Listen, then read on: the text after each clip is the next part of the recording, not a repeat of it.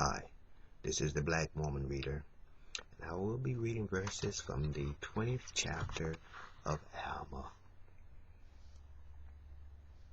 And it came to pass that when they had established a church in the land, that the king Lamoni desired that Ammon would go with him into the land of Nephi to meet his father.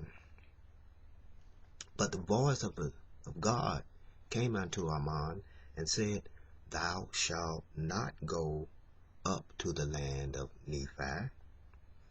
The king there will seek thy life. Thou shalt go to the land of Madoni.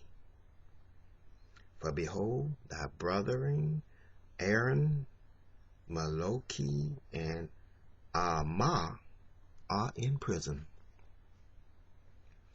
When Ammon had heard these words, he said unto Lamoni, Behold, my brethren are in prison at Madoni, and therefore I must go there to deliver them.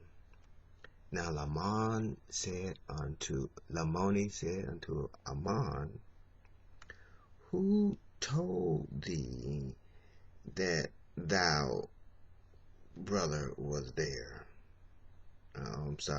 Now Lamoni said unto Ammon, I know in the strength of the Lord thou can do us all things. But behold, I will go with thee to the land of Madoni, for the king of the land of Madoni is a friend of mine. Therefore I go to the land of Madoni, that I may flatter the king of the land, and that he will free thy brethren from his prison. But who told thee that your brother was in prison? And Ammon said, God has told me. And he told me to go and deliver my brothers from the land of Madoni.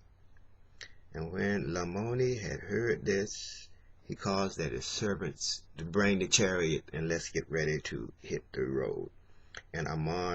And he said unto Ammon, Come, I will go with thee to the land of Madoni. I will plead with the king that he will cast that brother from prison. And as they are traveling, they meet Lamoni's father, and he is the king of all the land of Nephi. And the father of Lamoni said unto him, Why did ye not come to the feast on that great day when I made a feast unto my sons and to my people? And whether thou art going with this Nephi, it's the children of liars. And it came to pass that Lamoni rehearsed unto him whither he was going, and also all the things that had happened. Now when Lamoni had rehearsed all these things, his father was angry with him, and he said, Thou art going to deliver these Nephites who are a son of a liar, and that they may by their cunning, their lying, deceive us, that they may again rob us of our property. Now the father of Lamoni commanded him that he should slay Ammon, and that he should not go into the land of Madoni, but that he should return with him into the land of Ishmael. Lamoni said unto him, I will not slay Ammon, neither will I return to the land of Ishmael. Now his father had heard thee. Now when his father had heard these words, he became angry with him, and he drew his sword. But Ammon stood forth and said unto him, Behold, thou shalt not slay thy son. Nevertheless, were it better that he should fall than thee. For behold, he has repented of his sins. But if thou shalt fallest at this time in thy anger, thy soul will not be saved. It is expedient that thou shalt forbear it, if thou shouldest slay thy son, he being an innocent man, his blood would cry from the ground to the Lord his God for vengeance. Now when Ammon had said these words unto him, he said, I know that if I should slay my son, that I should shed innocent blood. for it is thou that hast sought to destroy him. And he drew his sword to kill Ammon. But Ammon withstood his blows, and also smote his arm, so he should not use it. And when the king saw that Ammon could slay him, he began to plead with Ammon that he should spare his life. But Ammon raised his sword and said unto him, Behold, I will smite thee, except thou wilt grant unto me that my brethren be cast from prison. Now the king, fearing that he should lose his life, said, If thou wilt spare me, I will grant unto thee whatever so thou wilt, even the half of the kingdom.